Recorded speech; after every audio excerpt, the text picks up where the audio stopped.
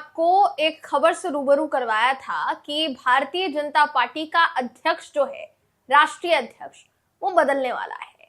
लेकिन अभी उसमें समय लग रहा है क्योंकि कई राज्यों में प्रदेश अध्यक्ष के चुनाव होने बाकी है और जब तक प्रदेश अध्यक्ष के चुनाव ना हो जाए, यानी 50% राज्यों में जब तक प्रदेश अध्यक्ष के चुनाव ना हो जाए, तब तक राष्ट्रीय अध्यक्ष जो है भारतीय जनता पार्टी का, वो नहीं चुना जा सकता। ऐसा भाजपा का संविधान कहता है। हर पार्टी का अलग अलग संविधान होता है और भाजपा के संविधान के तहत यही कहा गया है।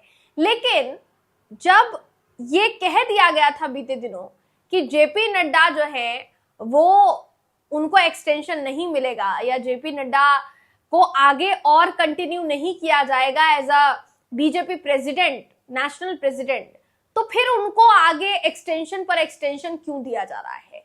क्या आरएसएस और भाजपा में बन नहीं रही है, निभ नहीं रही है?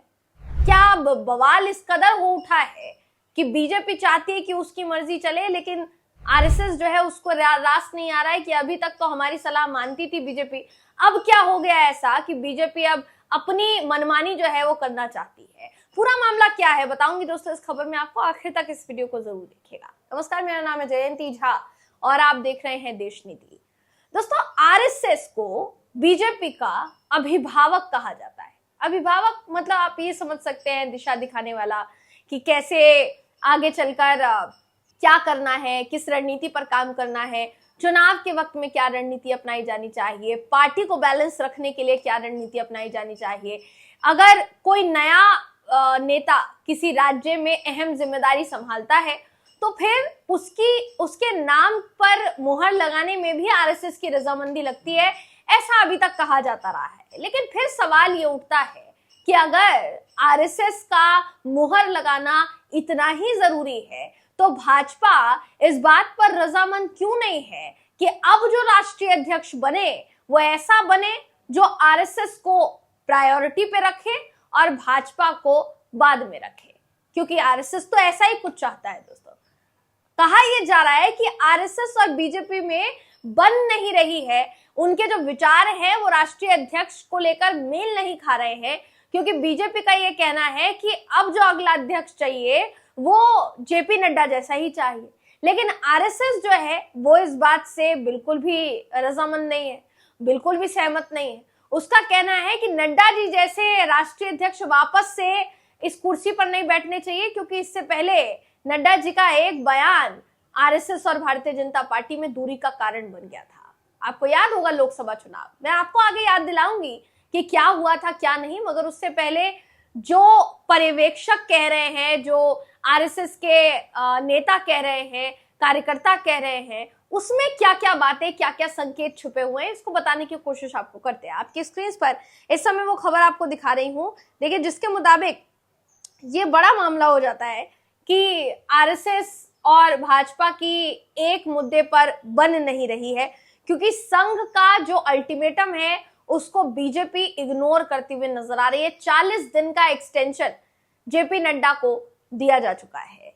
यह खबर कहती है कि बीजेपी को नए अध्यक्ष पद के लिए जेपी नड्डा जैसा नाम चाहिए, आरएसएस को कोई ऐसा चाहिए जो संगठन का भरोसेमंद हो, जिसकी नीयत आरएसएस की पद्धति और नीति पर चलने की हो। कम से कम नड्डा या नड्डा जैसा कोई लीडर इस कसौटी पर बिल्कुल भी खरा नहीं उतरता। तो यानी कुल मिलाकर कहा जा सकता है अब बीजेपी जो है वो ये चाहती है, उनको आदत हो गई है जेपी नड्डा जी जैसे नेतृत्व संभालने के नेता की, और दूसरी तरफ आरएसएस तो बिल्कुल भी नहीं चाहता। लोकसभा चुनाव में आरएसएस को लेकर खासकर एक ऐसा बयान दिया था जेपी नड्डा ने जो अभी तक भी आरएसएस के जहन से गया नहीं है। शायद यही कारण है कि आरएसएस नहीं चाहती कि अब कोई भी ऐसा व्यक्ति इस पद पर विराजमान हो जो आरएसएस को इग्नोर करना शुरू कर दे या कम आंकना शुरू कर दे। जिस तरीके का बयान जेपी नड्डा ने लोकसभा चुनाव में दिया वो बिल्कुल भी रास नहीं आया था, और उसका उदाहरण यही है कि मोहन भागवत जी से लेकर आरएसएस के बड़े बड़े नेता प्रभारी सबके सब बीजेपी के खिलाफ ही बयानबाजी करना जो है वो शुरू कर चुके थे, जिसके बाद यह अंदाजा लगाया जाना शुरू हो गया कि शायद बीजेपी के राष्ट्रीय अध्यक्ष का बयान जो है वो रास नहीं आया है आरएसएस को। तो अभी फिलहाल के लिए देखिए बीजेपी और आरएसएस के बीच जो है खींचतान चल रही है। फिलहाल के लिए अगर बात की जाए इस पूरे मामले की कि राष्ट्रीय अध्यक्ष क्यों नहीं चुना जा रहा है, तो एक तो कारण ये है कि आपसी रजामंदी जो है वो नहीं बैठ पा रही है एक फैसले पर। दूसरा सबसे बड़ा कारण यही है, जैसे मैंने शुरुआत में ही बताया, कि बीजेपी के पास जितने भी राज्य है, मान लीजिए 36 राज्य अगर बीजेपी के पास है, तो उसमें से 50% राज्यों में प्रदेश अध्यक्ष का चुनाव जो है वो हो जाना चाहिए। अभी तक की अगर बात करेंगे 12 राज्यों में प्रदेश अध्यक्ष का चुनाव जो है वो कंप्लीट हो चुका है। बाकी अगर चुनाव करवाने हैं राष्ट्रीय अध्यक्ष के, तो 6 और राज्यों में प्रदेश अध्यक्ष का चुनाव करवाना पड़ेगा, जिसके बाद ही राष्ट्रीय अध्यक्ष जो है बीजेपी का वो चुना जा सकता है। दोस्तों फिलहाल तो ऐसी कोई गुंजाइश जो है वो नजर नहीं आ रही है। सारे राज्यों में प्रदेश अध्यक्ष के चुनाव करवाने में फिलहाल के लिए भारतीय जनता पार्टी जो है वो मंथन कर रही है। अब अगर इस पूरे मामले की बात करेंगे तो बीजेपी के नए अध्यक्ष के नाम के ऐलान में देरी क्यों हो रही है, इसको लेकर विभाग प्रचारकों से दैनिक भास्कर ने बात की, और इसमें पदाधिकारी बताते हैं कि आरएसएस जो है वो पार्टी नहीं है। आरएसएस का काम है सिर्फ सलाह देना। ये बीजेपी के ऊपर निर्भर करता है कि वो हमारी सलाह को कितना मानती है और कितना नहीं मानती है। ये भी देखिए कहा गया कि बीजेपी राजनीतिक संगठन है और आरएसएस सामाजिक, दोनों के काम अलग है। आरएसएस राजनीति नहीं करता, उसका काम सलाह देना है। सलाह कितनी इस्तेमाल की जाएगी इसका फैसला पार्टी करेगी। दूसरी तरफ ये भी कहा गया देखिए कि फिलहाल के लिए आरएसएस जो है वो बीजेपी का अभिभावक है। बच्चे कई बार रास्ता भटक जाते हैं, यह आरएसएस के एक विभाग प्रचारक ने कहा गया कि बच्चे कई बार रास्ता भटक जाते हैं, सही अभिभावक वही है जो उसे हर बार रास्ते पर लाए। अभिभावक बच्चे पर गुस्सा हो सकता है, उसे छोड़ नहीं सकता। आरएसएस भी अपनी जिम्मेदारी निभाता रहेगा। अब आरएसएस क्यों चाहता है कि जेपी नड्डा जैसा कोई भी व्यक्ति इस पद पर विराजमान नहीं होना चाहिए, राष्ट्रीय अध्यक्ष के पद पर नहीं बैठना चाहिए? उसका कारण है दोस्तों, लोकसभा चुनाव की तरफ आपको लेकर चलते हैं, क्योंकि लोकसभा चुनाव में कुछ ऐसा बयान दिया था जेपी नड्डा ने जो काफी ज्यादा चर्चा का विषय बना रहा। और जेपी नड्डा ने देखिए लोकसभा चुनाव के दौरान ये कहा था कि शुरू में हम कम सक्षम थे, यानी कम केपेबल थे, तब हमें आरएसएस की जरूरत पड़ती थी।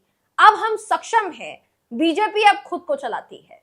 ये बयान जेपी नड्डा की तरफ से दिया गया था। इस बयान से आरएसएस में तिलमिलाहट इस कदर थी कि आरएसएस के मुखिया मोहन भागवत से लेकर बड़े बड़े नेताओं ने आरएसएस के बयान ऐसा देना शुरू किया था कि समझ में आने लगा था कि बीजेपी और आरएसएस में फिलहाल के लिए खटपट जो है वो शुरू हो गई है। बीजेपी की लीडरशिप ने इस बयान का खंडन नहीं किया, जबकि आरएसएस ने उम्मीद की थी कि जेपी नड्डा के इस बयान पर या तो वो माफी मांगेंगे या बीजेपी की तरफ से खंडन किया जाएगा, लेकिन ऐसा कुछ नहीं हुआ। लोकसभा चुनाव के नतीजों के बाद पार्टी और संगठन के बीच दरार जो है वो साफ साफ दिखी। मोहन भागवत की स्पीच हो, फिर नड्डा जी की स्पीच हो, आरएसएस ये नहीं चाहती कि ऐसा कोई भी व्यक्ति दोबारा इस पद पर बैठे जो आरएसएस को ही दरकिनार करता चला जाए। यानी कुल मिलाकर आरएसएस चाहती है उसका इंपॉर्टेंस खत्म ना हो। लेकिन क्या भारतीय जनता पार्टी भी यही चाहती है या फिर कुछ और चाहती है? क्योंकि अगर सहमत होना होता तो अभी तक एक नाम पर तो कम से कम सहमति बन ही गई होती। जितने भी नाम फिलहाल चर्चा में आ रहे हैं, कहा यह जा रहा है अगर उनका आरएसएस से सीधा कनेक्शन नहीं हुआ तो उनका राष्ट्रीय अध्यक्ष बनना थोड़ा मुश्किल है। लेकिन क्या भारतीय जनता पार्टी इस पूरे कथन को बदलने का प्रयास कर रही है? क्या वो नहीं चाहती कि आरएसएस के सजेशन पर कोई राष्ट्रीय अध्यक्ष चुना जाए? क्या वो सच में चाहती है कि जेपी नड्डा जी जैसा राष्ट्रीय अध्यक्ष चुना जाए जो आगे चलकर आरएसएस को भी जवाब दे डाले जरूरत पड़ने पर? आपको क्या लगता है दोस्तों, क्या ये दरार के संकेत नहीं है? कमेंट करके हमें जरूर बताइएगा। अगले वीडियो में आपसे फिर मुलाकात होगी, तब तक के लिए नमस्कार।